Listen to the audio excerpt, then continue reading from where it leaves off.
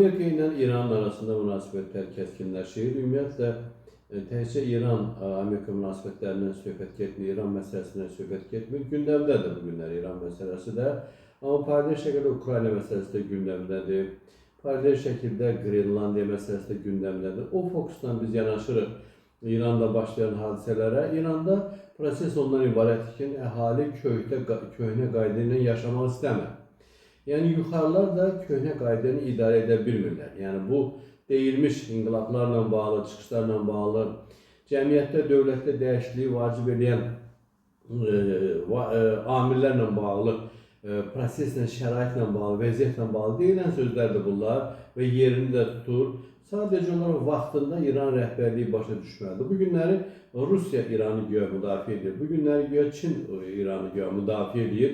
Amma əslində belə görünür ki, İranla Amerikanın arasında açıq hərbi əməliyyatlarda Çin də, Rusiya da maraqlıdır və bunu Amerikada da başa düşürlər, İranda da başa düşürlər ki, əgər hadisə bu istiqamətdə gedəcəksə, onların arasında açıq qarşıdurma olacaqsa və Amerika İranı müdaxilə edəcəksə, bu Amerika üçün də yaxşı heç nə vəd eləmir. İran üçün də çox böyük fəlakət, dağıntılar vəd edir. Təxminən Rusiyanın Ukraynanın arasındakı bir vəziyyət, yəni mahiyyət etibarilə fərqli məsələdir.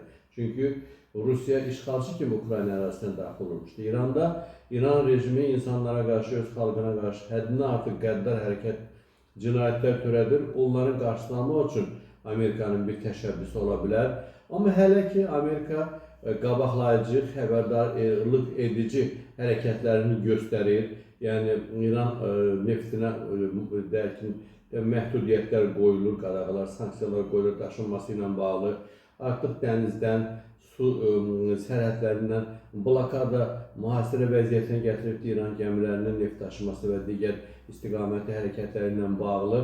Bu xəbərdarlıq edici addımlardır. Eyni zamanda müraciətlər də var ki, orada hərəkətlərinə son qoymalıdır, İranda hərəkətlərinə son qoymalıdırlar.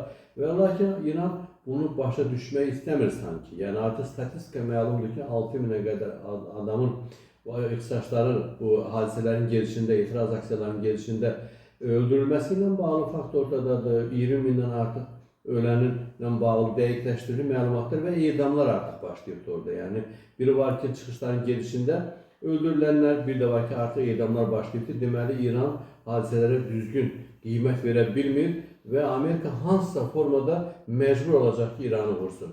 Bu artıq qaçılmaz göstərir.